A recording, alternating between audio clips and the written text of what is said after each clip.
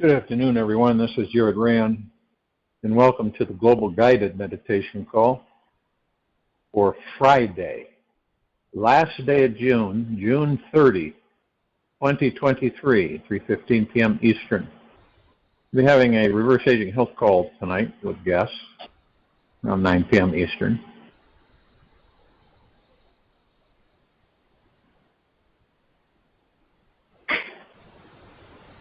You've probably met people in this life, in your past lives, that were many years, 70, 80, 90. And you met younger people, maybe 40, 30, 20. But interestingly enough, we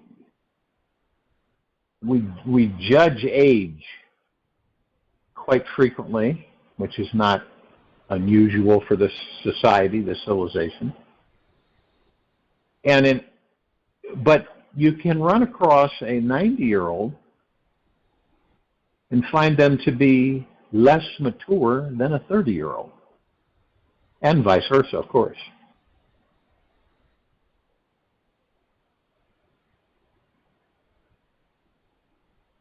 When we do get to a certain understanding of experience,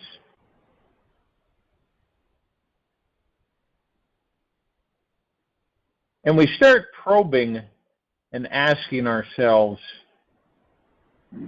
deeper questions. We do ask ourselves this. I've done it. I'm sure we have all done it. What's the point of it all?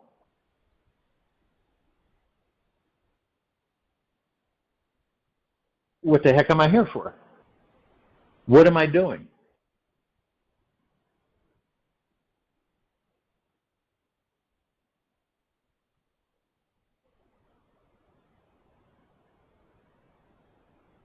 Or what am I supposed to be doing? Or how am I supposed to be doing? Or give me a sign.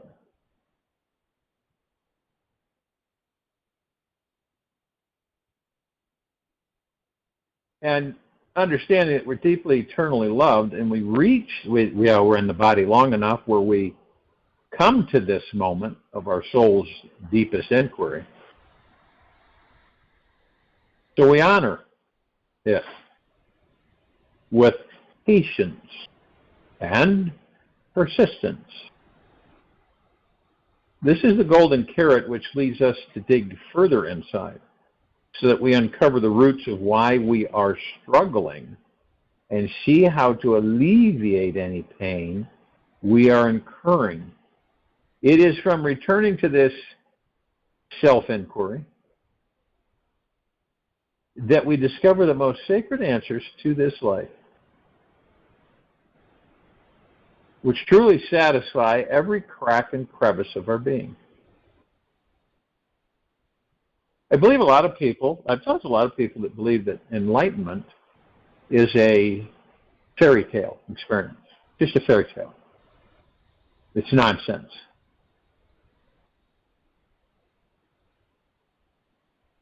Or it's something just meant for a few special sacred people. That's funny because we're all sacred. A few special sacred people. It is the highest peak of our consciousness, and it is available to all of us in every moment. It is a genuinely grounded spiritual experience which transforms all the sour lemons in our lives into the most succulent, sweet lemonade. Now, the enlightened state is what lifts the veil blinding us from the truth and allowing us to see just how magnificent we all truly are. Somewhere along the way, we all got snafu'd, and we didn't even know it.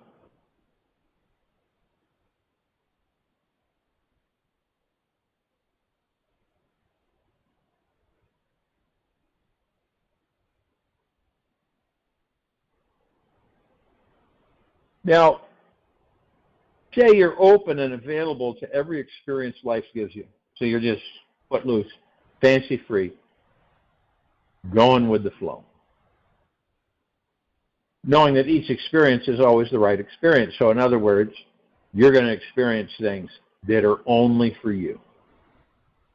Nobody else. It's the way it is for all of us. Now, if you're with somebody, right, and they talk to you about an experience, you say, I had that kind of experience. It wasn't the same for either of you. Just for you, these experiences come.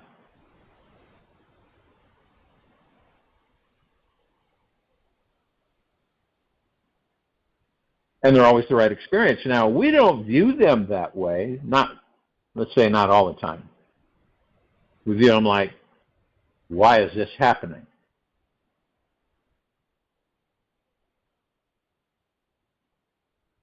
So the more of us that become more aware, if you will, enlightened beings, there's no such thing as a wrong experience.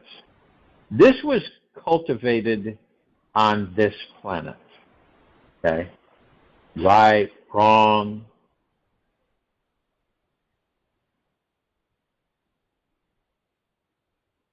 This universe is the most intelligent teacher there is. And it never ever makes a mistake. This universe is this grand weave of perpetual spiritual synchronicity and our karmic destiny. We're a timeless perfection of wild conscious creativity and action, always co-creating, because we're all creating, so we're all co-creators, right? Not just one of us, there's all of us. It's a synchro-destined, harmonious play between mind, matter, and spirit. How could this omniscient perfection ever make a mistake or even entertain the idea of what a mistake might be like? Have you ever stepped back in this life and look at this world, our world, from the highest, most heavenly space?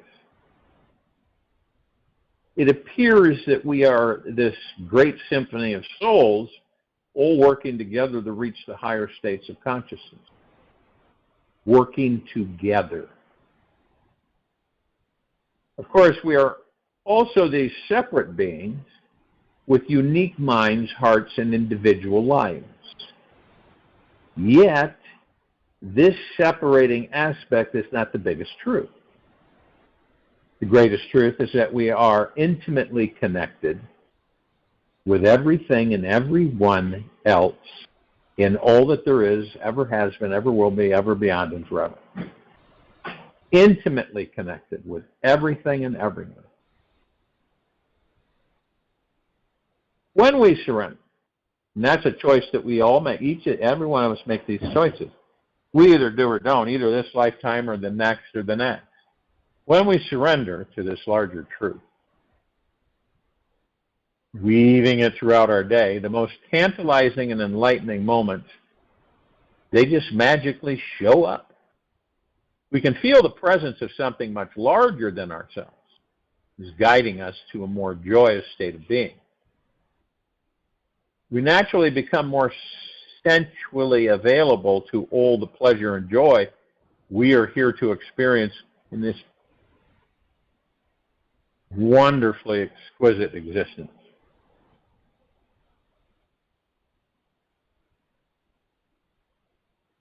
Let's say you choose to be radically open, raw, naked, and deeply willing to receive whatever the divine existence is offering us in each moment. In other words, the God in all of us. Enlightenment must pour into it. It simply has no other choice. When we completely empty out our cup, the universe has to fill it. The result is a truly intimate connection with the divine intelligence. You and an abundance of the richest manifesting energy radiating from our core, the God within the soul.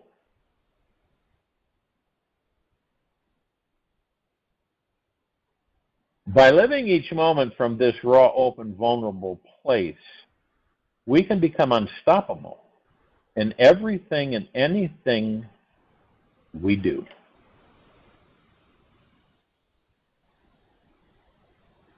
Now, I'm not saying that any of us, okay, I don't believe any of us are exempt from it. When we contemplate, right, surrendering to life, this doesn't mean giving up. A lot of people get it really confused. You're just letting go, okay? You're relaxing, you're kicking back, and you're riding. You're on. You took the boat going downstream, not upstream. The current takes you downstream. The majority of us take the boat that you have to fight like the Dickens to get upstream, fighting life, or going with the flow of life. It's this decision that we all make sooner or later.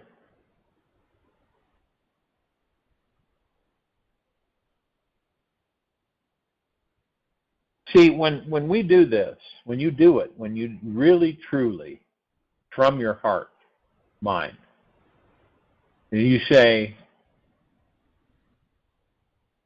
that you have surrendered to this life, when you surrender to the life that you're living, life surrenders to you. You immediately feel this humble yet empowering connection with everything and everyone. There are no more feelings of lack, unworthiness, or separation with who we are. There's also no need to become someone powerful, superior, and special, so that we cover up that unconscious, insecure self who feels inferior. We can allow all our darker parts to be seen, felt, and heard.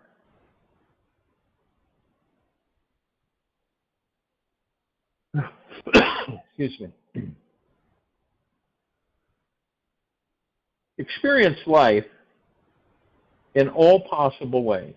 Good, bad, bittersweet, dark, light, summer, winter. Experience all the dualities. Do not be afraid of experience. Because the more experience we all have, the more mature we definitely become. Okay. Allow the totality of your darkness and divinity to be revealed. As we start feeling into, exposing, honoring, and welcoming all our dark and bright parts, we spend less energy controlling, holding back, hiding, trying to contain our wild brilliance.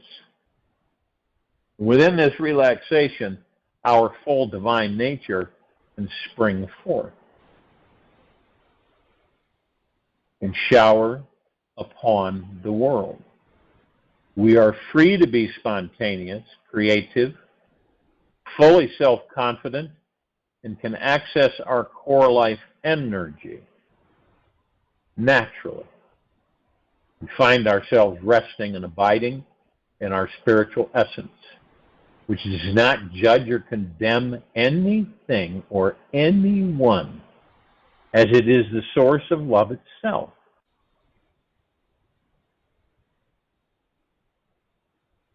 The most spiritually expansive, loving, healing, and magical experiences in this life instantly start manifesting when we take the risk to look within and be honest, vulnerable, and real with who we think we are.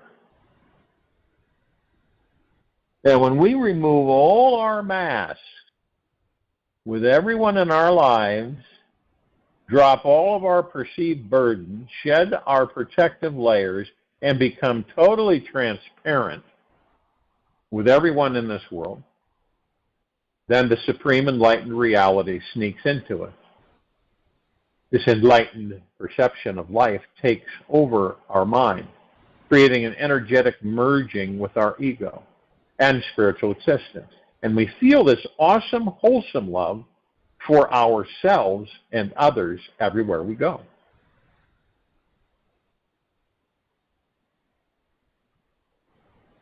And all along is be fearless in unraveling and exposing our most enlightened and horrific selves. We must be able to relax. I mean, really relax. Right? We all try through this life every which way we can to relax. Does it really work? Really? We must be able to relax and truly be at okay with every good and bad idea that passes through our mind and emotions. We must choose to not get stuck on anything and become slippery to be on a surface that you cannot not slip on.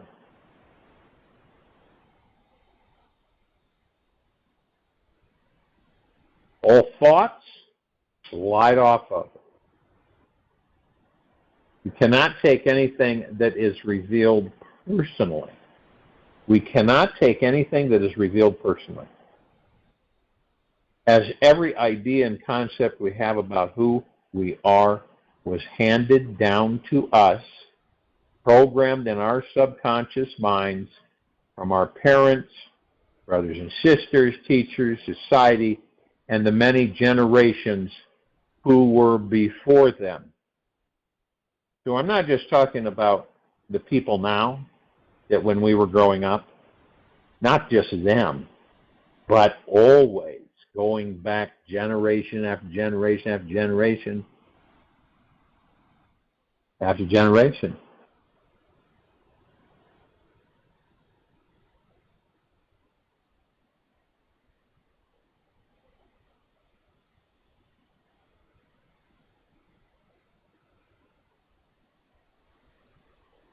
And do not rely on the mind for liberation. All of us are the sum cause of this entire universe. Is it done? Makes a lot of sense, doesn't it?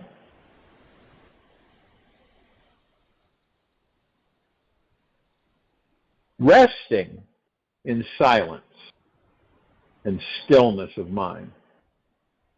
Resting, doing nothing, right?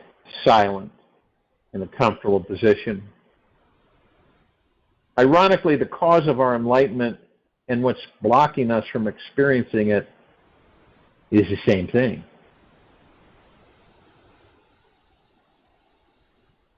Ironically, the cause of our enlightenment and what's blocking us from experiencing it is the same thing, the mind.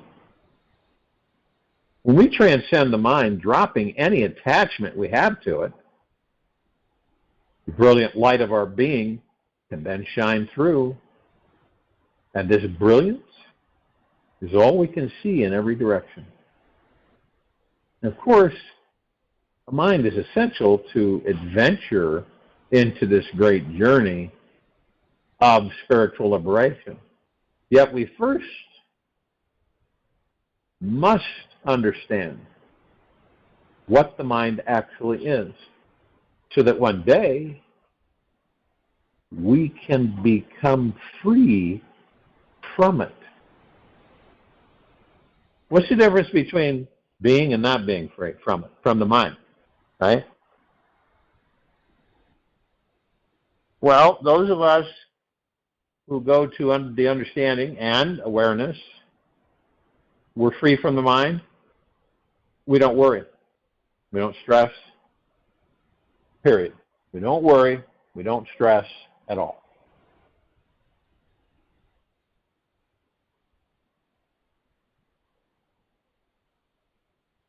We don't have to fake anything. We don't have to put up guards and all kinds of walls and protections. We're footloose, fancy-free. We're floating right along. And really, the statement, not a care in the world, is exactly the freedom. Now, on the flip side, those who are not free, and the mind basically masters them, controls them, they're suffering. Every day. Always. Worrying, stressing, fearing, anxiety. Don't even trust themselves. Have not much faith in themselves, no confidence. Or anyone else, anything or anyone else. Those are the folks that will say, they talk about that's life.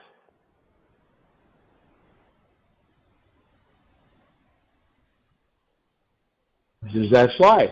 That's the way it is, see? You're supposed to question that stuff. The way life is. Take it or leave it.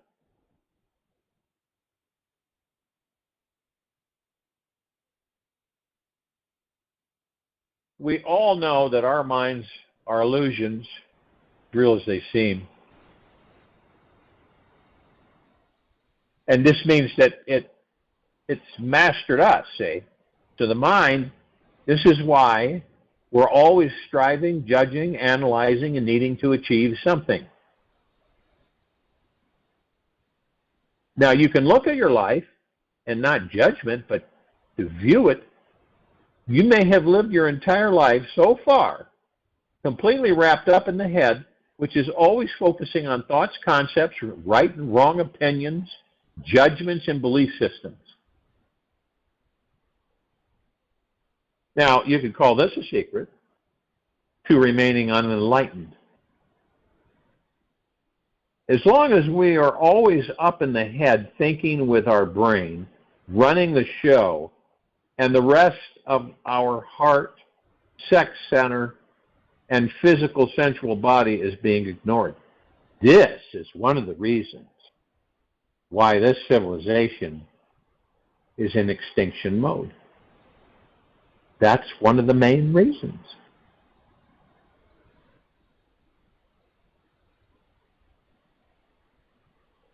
And how many would you guess on this planet at this time that are unenlightened and are always up in the head thinking with their brains, running the show, and the rest of their heart, sex center, and physical sensual body is being completely ignored?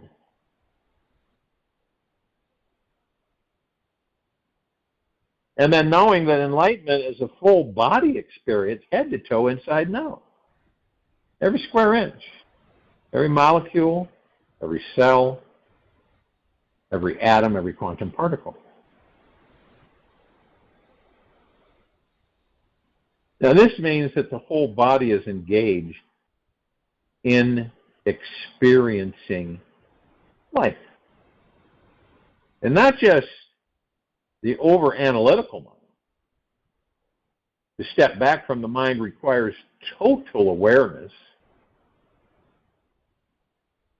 Every enlightened experience begins by first taking one step back from the mind and resting into a state of pure awareness. This is why an enlightenment seeker meditates. And not to control the mind, yet to transcend all thinking completely, calling forth the experience of total silence, stillness, pure awareness inside. See, we're going through this, and we've chosen to, but we don't remember. Once we get to the understanding that we are not the mind, we are not the body, we will be totally free. That's exact. Totally free. Go anywhere, do anything you want, anywhere in existence. Not be tied down and buckled down through the ego mind on this planet lifetime after lifetime after lifetime.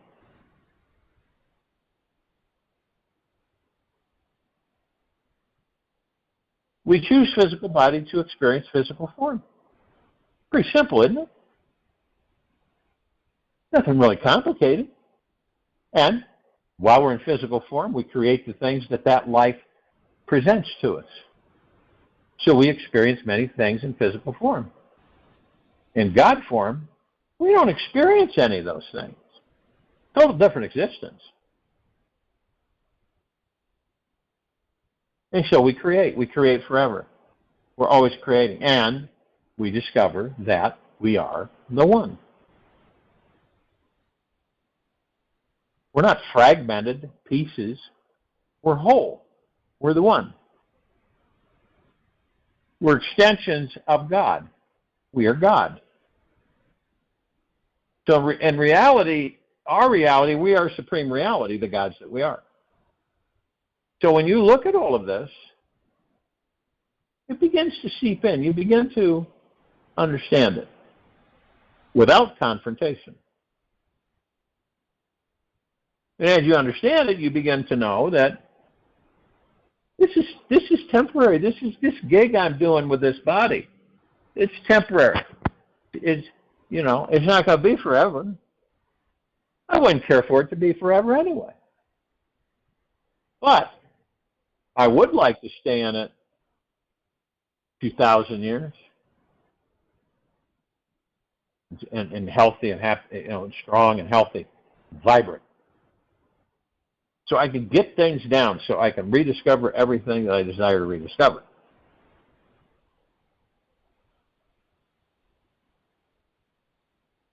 And then someone may ask you, well, where are you going to go from there? You go, I have no idea, because I live in the now. Might not be a bad idea for you to discover how to live in the now, because it's all any of us will ever have. Really, truly, the only reason that we wander off into yesterday or tomorrow is because of the ego mind. It will sidetrack you. It will distract you. It'll even take you off on an adventure that takes up half your life, or all of it.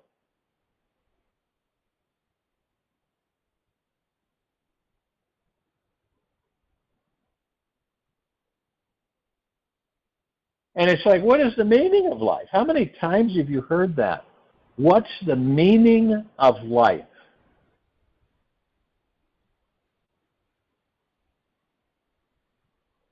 And so we can experience it. Life is God.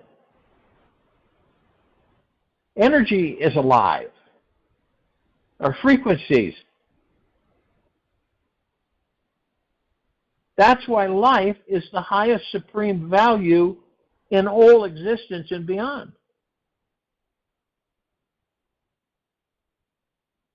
Life affords us, the gods that we are, to have, it's a choice, right? We come into this planet, we have a real crappy life, or we have a really good one.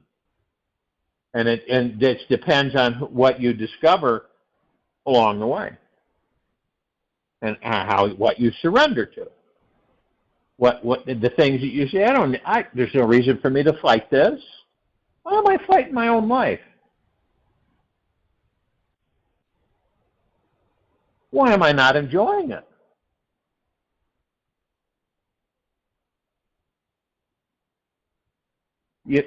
Most of us feel squeezed. You ever been squeezed? You ever been squeezed where you almost can't breathe because you're not being crushed, but you're being squeezed, where you can feel your breath, you're having a hard time breathing. And the squeezing comes from the ego mind.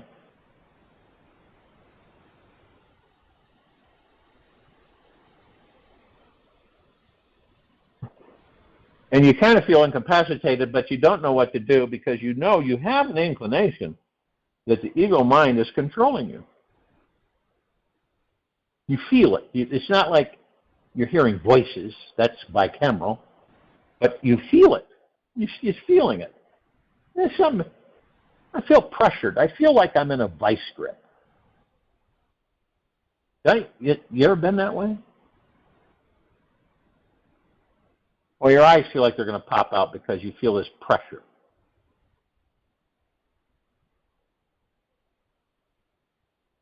And it's because the ego mind is your master. In fact, it's most of the people on this planet's master.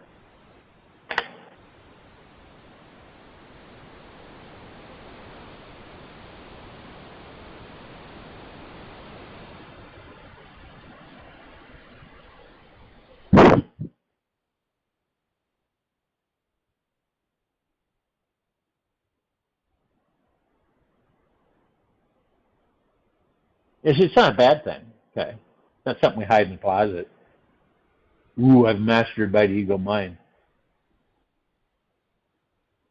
But once you acknowledge it, say, you not be angry about it, or combative, or conflicting, then you say, well, how do I flip that? How do I flip that so the ego mind is my servant, not my master? And this is when you begin going in deeper into yourself and discovering the pathway to the God that you are in the body. And then you get this wonderful feeling. It's usually all over. It starts from the heart and it just floods the body. It could be real brief, but some people identify it and go, that's the God that I am. That bubbling feeling of just enlightened, blissful joy. Not a care in the world. But it goes quickly.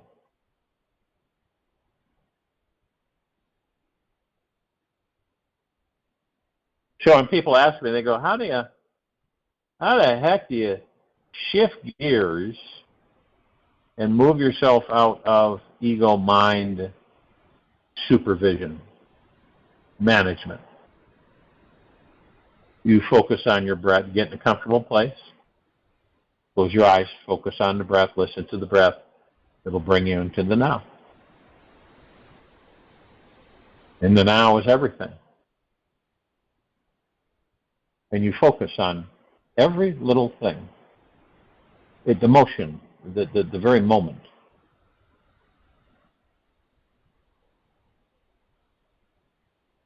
And then you realize, hey, that feels pretty darn good. You're not waiting for the sign or a big epiphany. You're just easing, floating, going into deep relaxation, listening to the breath. And every time the ego mind comes in and tries to pull you out, you go right back. You can do this. You just do it over and over again. Then eventually the ego mind stops pulling you. It's where, when you're in the now in this life, things just do not stick to you. Oh yeah, they come up, right? And they come zooming by. But you're not, you've decided you're not going to grab it and pull it towards you. You just let it keep floating by. Let everything just keep floating by. So you don't get upset. And if you do get upset, it's like, and gone. Your thoughts shift. You don't have these complicated thoughts anymore. And they're all other people's thoughts anyway, and you recognize that. So you're able to identify your thoughts. That's why Buddha, enlightened one, says, and has said several times, be mindful of your thoughts. Your thoughts, not all those thoughts. Then you get to the point where you know when you're projecting a thought, you're sending a thought out.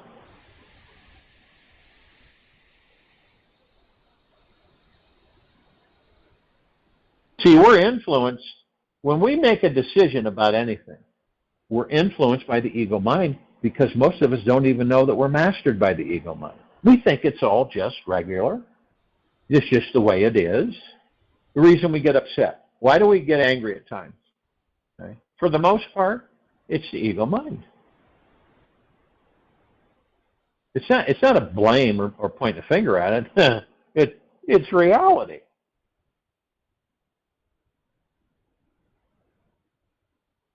So the ego mind, of course, we start to benefit from it because we step out of it. In other words, you leave the mind alone. What does that mean? You don't think. You see, by being in the now, you're not thinking anyway. You're not using the mind. You don't need to. Your only direction is to focus on the now. The other stuff's automatic. It comes to you. The biggest challenge is to stay in the now. As we slip in and we slip out, we slip in and we slip out. But the neat thing about it is that at least we can focus on the now. Because most of us in early life, none of us focused on the now. We didn't even know what the heck what is that, focusing on the now? What's up with that?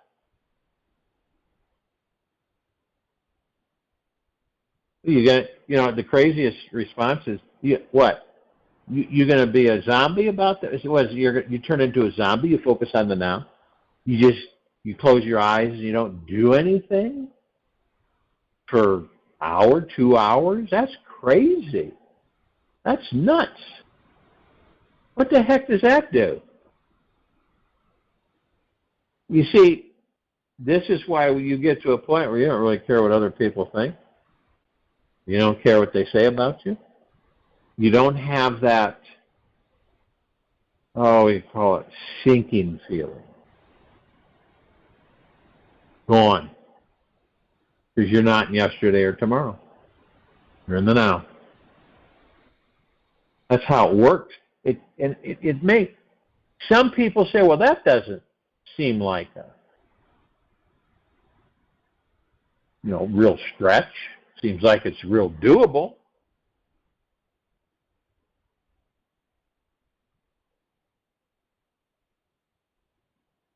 When I look inside and see that I am nothing, that is wisdom. When I look outside and see that I am everything, that is love. And between these two, my life turns. There's a Vedanta Mirage.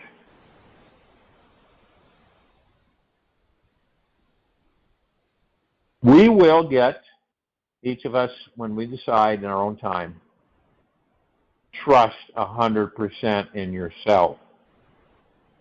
Trust 100% in yourself, the universe, and in this sacred journey through life. Always being trusting, open, and available to yourself. The universe and your life is no small matter. Accessing our full enlightened nature is humongous. It's so humongous that we just expand beyond our old comfort zones and trust in something beyond the mind and beyond everything that we know.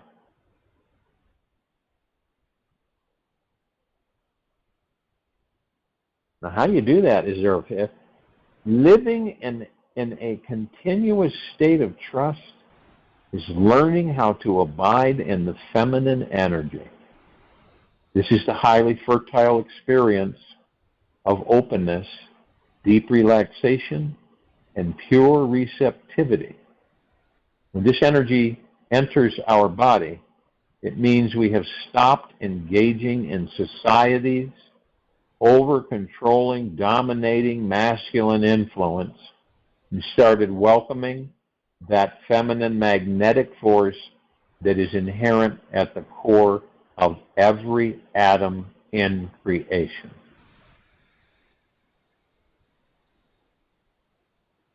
The sacred, the feminine energy, sacred feminine energy is wild, liberating, and is very magnetic.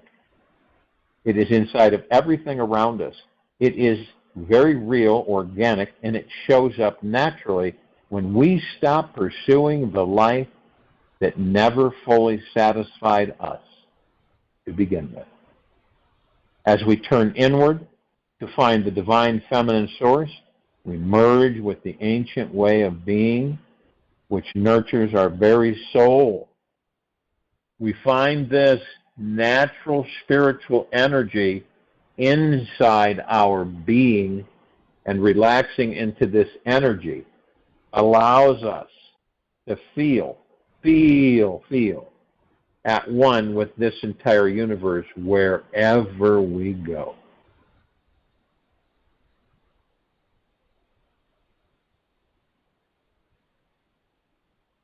The enlightened state is absolute trust in what is here now, and it's never half-ass about it. This 100% level of trust creates an instant feeling of freedom from doubt, resistance, and fear. The mind stops controlling everything, and it gives up striving to attain a different experience than the one given to you now. The mind stops controlling everything, and it gives up striving to attain a different experience than the one given to you now.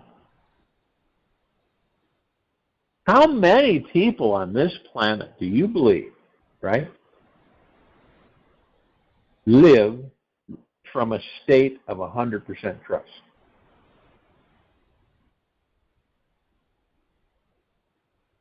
You'd be hard-pressed to find many at all. We start allowing this magical universe to unfold however it will. If and when you are only willing to release 99% control over your life, then ask yourself, what is this 1% still holding on to? Why would clinging to thoughts of fear, doubt, and needing more control be more important than your spiritual freedom? We can allow for a small percentage of our ego's free will to be there. Yet it's good to explore how this non-trusting ego trip is just some entertaining sideshow and not the real deal. I'll join you in meditation. I'll return to close us out.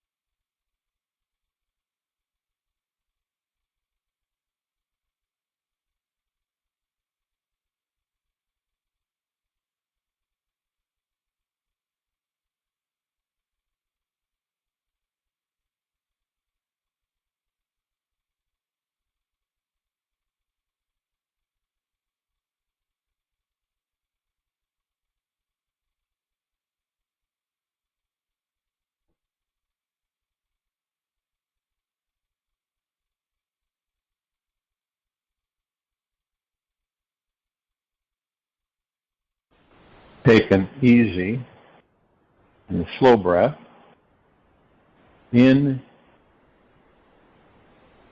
from the nose. And an easy and slow breath out from the mouth. In through the nose, out through the mouth. Remain still. Be gentle with yourself. Whatever your mind is challenged with will melt the moment that you turn towards gentleness. Take this moment to feel this deep, wonderful, gentle presence inside. Do you feel it? You will never be harmed or led astray by being truly gentle with you. Explore more gentleness. It's the fastest way to healing you. Believe it. Gentleness is existence loving you. Take this with you for the rest of the day, into the evening and night and following morning. We will return here tonight, 9 p.m. Eastern, to continue our reverse aging health call. And Saturday, July 1, 2023, 3:15 p.m. Eastern, to continue our global guided meditation call. Be gentle, kind, generous, and humble with yourself at all times. Be in the highest of the highest high, deepest of the deepest, deepest eternal gratitude at all times. Watch what happens. No matter what's going on around you,